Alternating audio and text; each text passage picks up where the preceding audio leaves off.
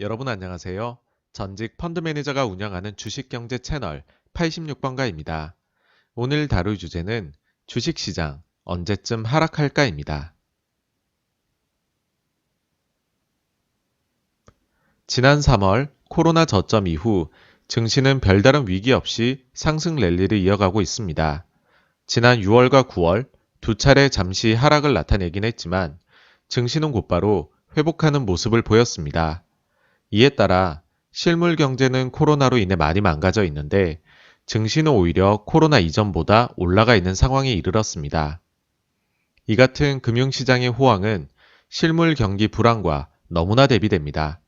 이에 따라 금융시장에서도 결국 큰 하락이 한 차례 나타나지 않을까라는 생각을 투자자분들이라면 누구나 가지고 있을 것입니다.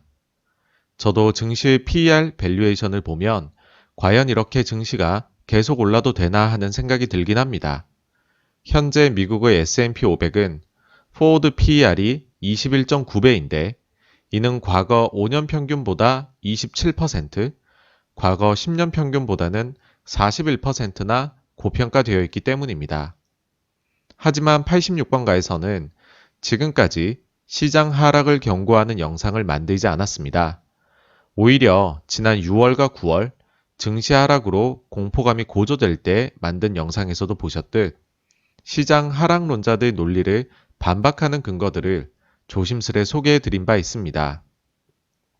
이처럼 하락 쪽으로 기울지 않았던 이유는 다음의 두 가지 지표가 위험 신호를 보내고 있지 않기 때문인데요. 먼저 미국 연준의 자산이 계속 늘어나고 있다는 점입니다. 이번 반등장의 구원투수이자 해결사는 누가 뭐라 해도 미국의 연준이었습니다.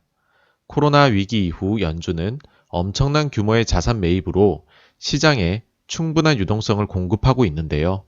이에 따라 지금까지 실물 경기가 나쁜데도 자산 시장이 상승 랠리를 펼치는 소위 유동성 장세가 나타날 수 있었습니다.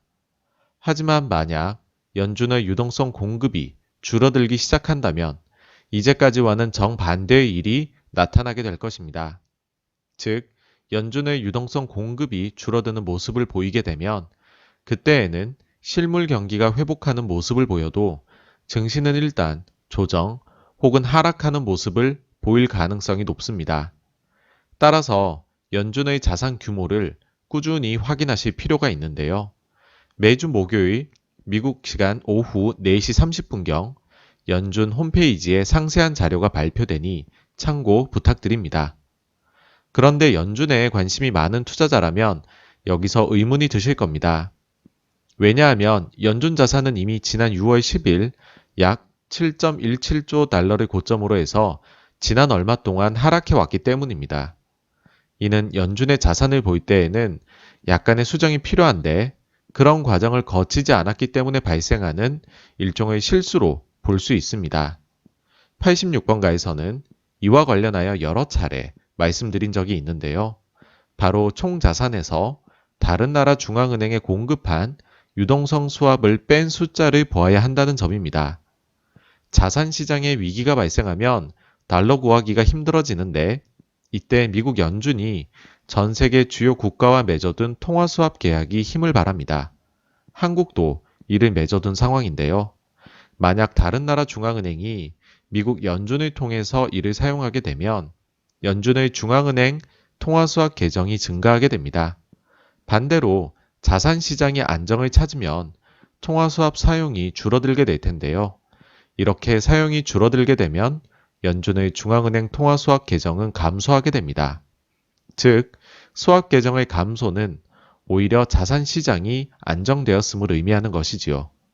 이처럼 좀 특수한 계정이다 보니 자산 시장이 안정을 찾아서 수합 계정이 자연스레 감소하는 것 뿐인데 이 과정에서 연준의 자산이 감소하는 것과 같은 착각이 발생할 수 있는 것입니다. 다음은 연준 총자산에서 중앙은행 통화 수합을 뺀 수정 총자산의 추이를 나타낸 것인데요. 보시다시피 지난 6월 10일부터 감소하고 있는 것이 아니라 오히려 안정적으로 연준의 자산은 증가하고 있습니다. 즉, 자산 시장에 유동성 공급을 계속 원활히 해주고 있는 것입니다. 여기까지 보시고 나면 자, 지금까지는 연준이 잘해온 것을 알겠는데, 그렇다면 향후에 연준이 어떤 경우에 자산을 줄일 것으로 보느냐? 라는 질문이 당연히 생기실 것입니다. 저는 가장 가능성이 높은 경우로 현재 민주당이 추진하고 있는 통 큰 재정 정책이 제대로 작동하기 시작할 때부터라고 생각합니다. 지난 몇 달간 연준은 틈만 나면 이제 통화 정책이 할 일은 다 했으니 제발 재정 정책 좀 시원하게 펴달라고 애원하고 있습니다. 그런데 정말 연준의 소원대로 재정 정책이 시원하게 나오게 되면 연준은 향후 또다시 위기가 닥쳤을 때 유용하게 사용할 카드를 마련해 두기 위해 급속도로 증가한 연준의 자산을 감소시키고 싶다는 생각이 들 것입니다. 이 과정에서 증시와 실물 경제에 부담을 주지 않는 범위 내에서 아주 조심스럽게 자산 감소를 시작해 나갈 것이라 보는데, 만약 연준이 실수해서 자산 감소 속도가 시장이 받아들일 수 있는 수준보다 빠르다는 판단이 내려진다면 증시는 곧바로 하락하게 될 것입니다. 다만 아직까지는 연준 자산에서 이 같은 위험 신호가 나타나지 않고 있는데, 나중에 징후가 보이게 되면 영상으로 만들어 채널에 업로드할 계획입니다. 다음으로 변동성 지수 빅스에서 특이성이 발견됩니다. 빅스 ETF는 만기에 따라 단기물과 중기물로 나뉩니다. 역사적 가격 흐름을 보시면 가격 레벨의 차이가 있을 뿐 단기물과 중기물의 움직임은 거의 비슷합니다. 그런데 지난 코로나 하락 이후 두 지수는 다른 길을 가고 있습니다. 단기물의 경우 증시가 반등하면서 빅스 지수가 크게 하락한 반면 중기물의 경우 3월에 급등한 이후 별로 하락하지 않았습니다. 지난 영상에서도 말씀드렸듯이 지난 3월 코로나로 인해 증시가 폭락할 때 시장에서는 다음과 같은 썰이 파다했습니다. 즉, 트럼프 대통령이 재선을 앞두고 있으니 어떻게든 선거 전까지 주식시장을 원상복구시켜 놓을 것이다. 따라서 일단 주식을 마구 사자. 하지만 선거 결과에서 어떤 변수가 발생할지 모르니 일종의 보험을 드는 격으로 선거 전후의 빅스도 함께 사두자. 이 같은 매매의 결과로 빅스 단기물과 장기물이 차이가 나는 것으로 보입니다. 그리고 이는 달리 말하면 현재 증시에서 마지막 남은 하락 베팅 매물이라고도 볼 수 있습니다. 증시가 하락할 때는 마지막 남은 긍정론자조차 고개를 저을 때가 바닥이듯, 증시가 상승할 때는 마지막 남은 부정론자가 포기할 때가 천장일 것입니다. 제 생각에는 아마도 미국 대선 전후 변동성에 베팅해둔 돈들이 마지막 남은 부정론자가 아닐까란 생각이 듭니다.